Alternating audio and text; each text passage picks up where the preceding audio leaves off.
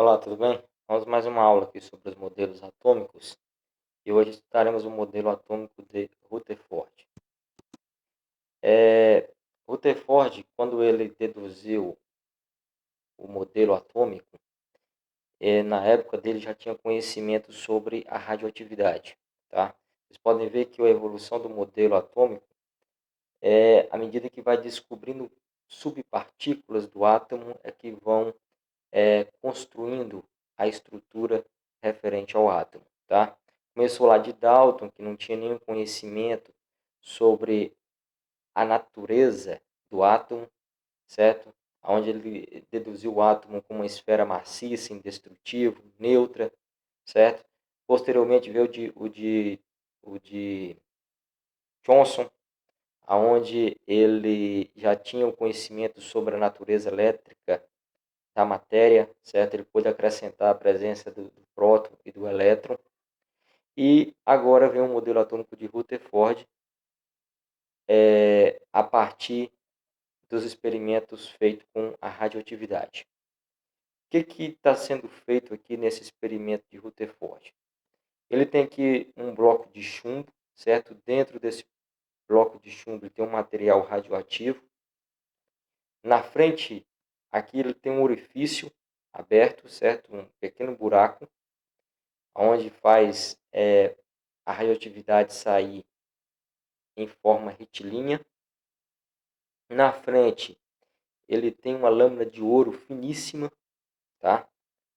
Que é essa lâmina aqui, ó, essa lâmina de ouro finíssima. E ao redor dessa lâmina de ouro, ele tem uma lâmina de sulfeto de zinco, que é aquele mesmo material usado nos filmes fotográficos antigos, tá?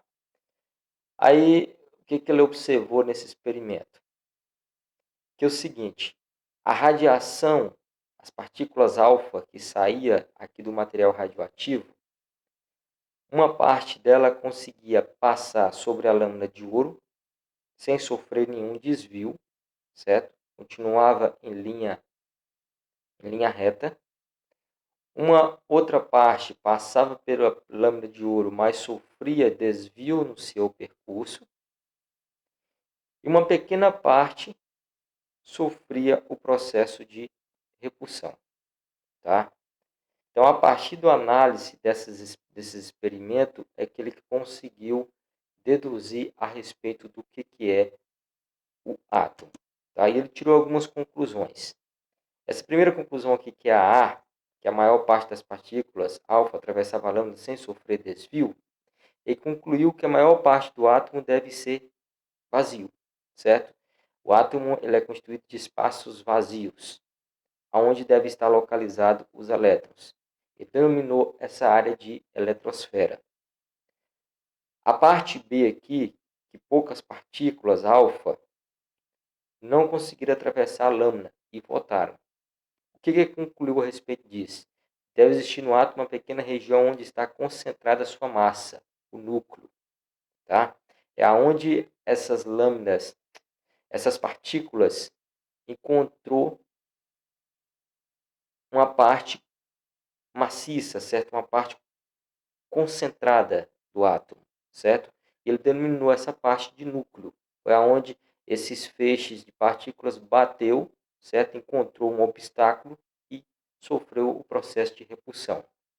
E o C, algumas partículas alfa sofriam desvio de trajetória ao atravessar a lâmina, certo? O núcleo do átomo deve ser positivo, o que provoca uma repulsão nas partículas alfa.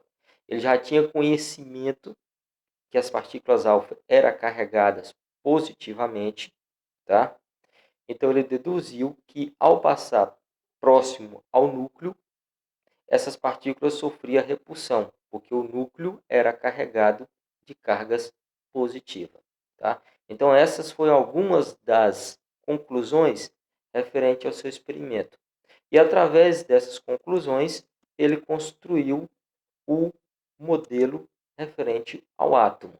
Onde esse modelo, o átomo ele é constituído de um núcleo positivo e ao redor desse núcleo eu tenho uma região bastante espaçosa, vazia, aonde circula os elétrons. essa região é denominada de eletrosfera, tá?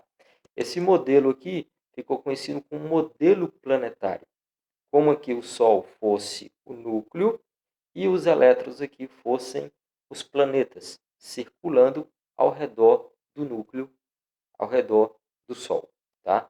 Então, o modelo atômico de Rutherford também foi apelidado de modelo planetário, ok? Então, esse é um dos modelos básico, é um dos modelos que tem aplicação, tá? Ele foi a base para o aperfeiçoamento dos modelos atômicos atuais que nós temos, tá? Então, a partir de Rutherford, nós tivemos adaptações a esse modelo, mas o átomo em si, basicamente, é constituído de um núcleo, tá? Nesse núcleo nós não temos só prótons, nós temos outras subpartículas atômicas, tá? Que posteriormente foram descobertas. E nós temos essa região, que é a região onde circula os elétrons, tá? O Rutherford não conseguiu explicar algumas incógnitas aqui. Como que essas cargas positivas não sofriam repulsão no núcleo, por exemplo? Como que esses elétrons circulam ao redor de cargas positivas e não são atraídas, tá?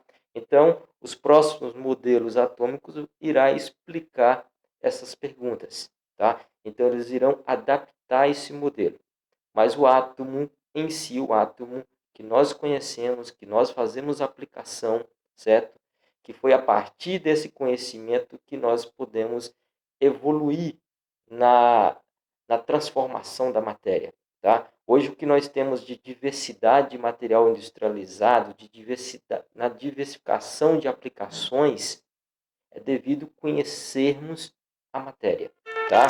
E nós conhecemos essa matéria através dos modelos atômicos que foram surgindo ao decorrer da história da química, ok?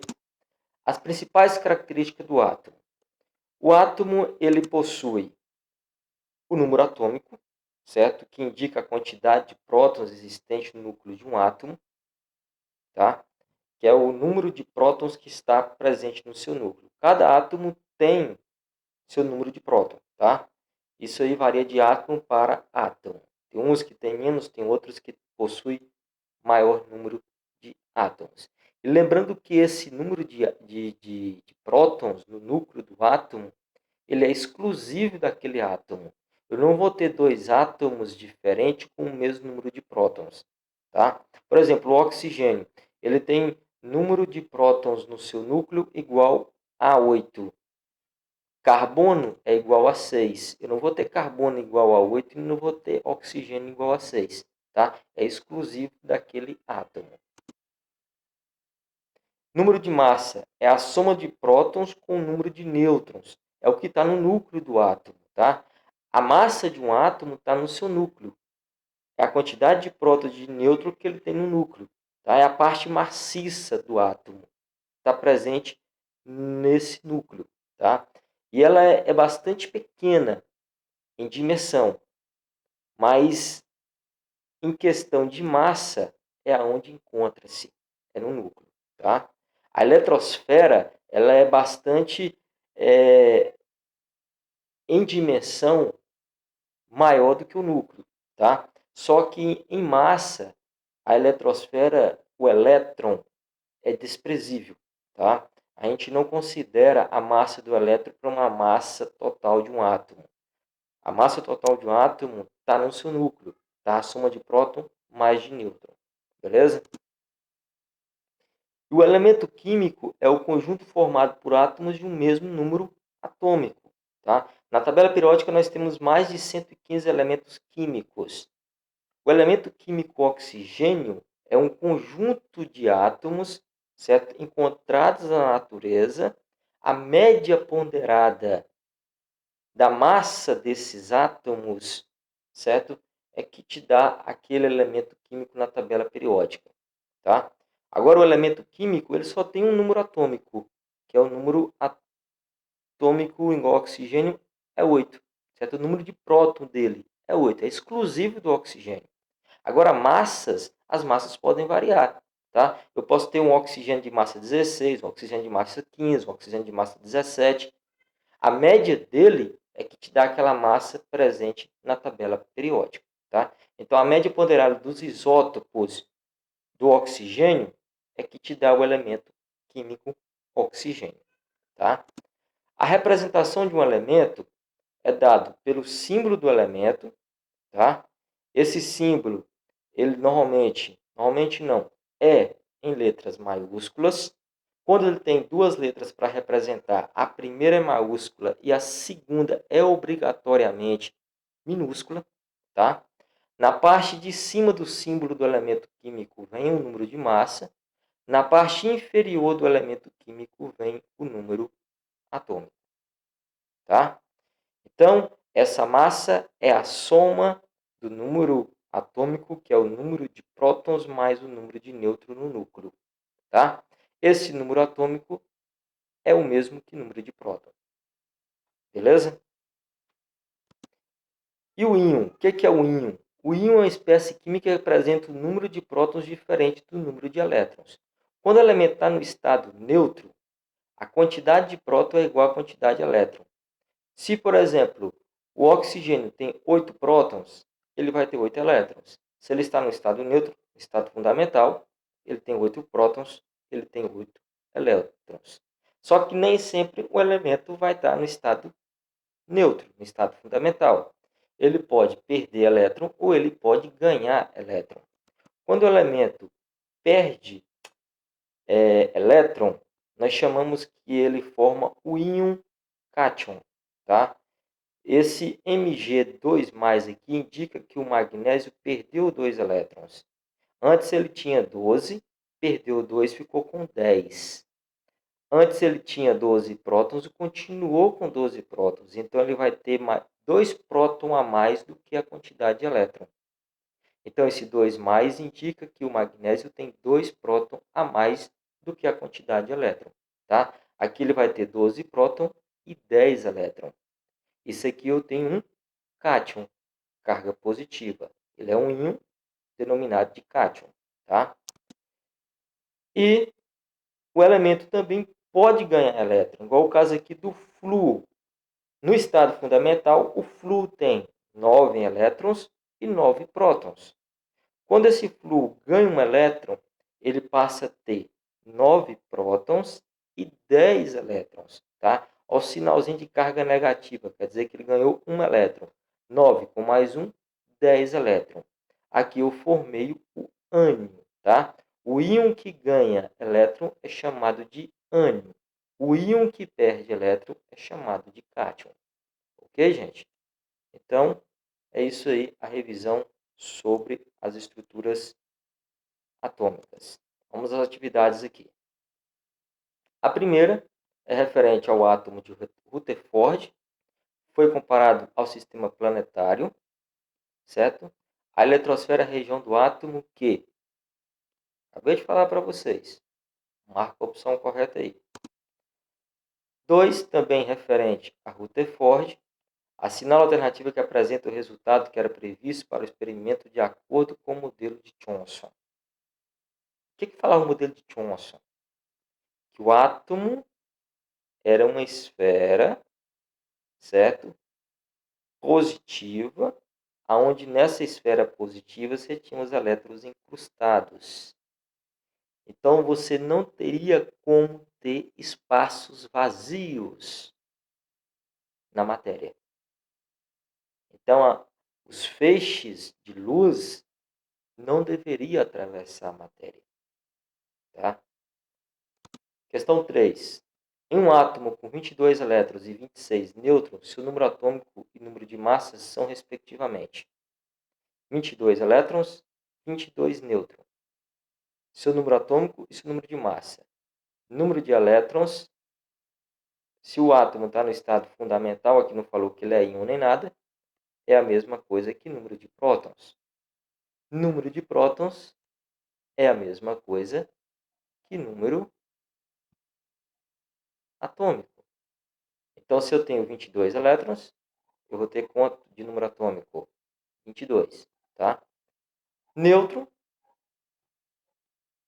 Massa é o quê? É próton mais nêutron, beleza? Então, vocês acham a resposta. O número de prótons, nêutrons e elétrons representados por... Aqui eu tenho um íon que perdeu 2 elétrons. Então, antes eu tinha 56 elétrons, perdeu 2, passou para quanto? 54, tá? Então, vocês vão marcar quantidade de próton, quantidade de nêutron e quantidade de elétron. Lembrando que prótons sempre é igual ao número atômico. O número de prótons é igual ao número atômico, tá? Questão 5. Cite as principais diferenças entre o modelo de Dalton, Thomson e Rutherford. Então, dá uma revisada na matéria anterior que vocês vão identificar essas diferenças aí, beleza? Então é isso. Obrigado a todos.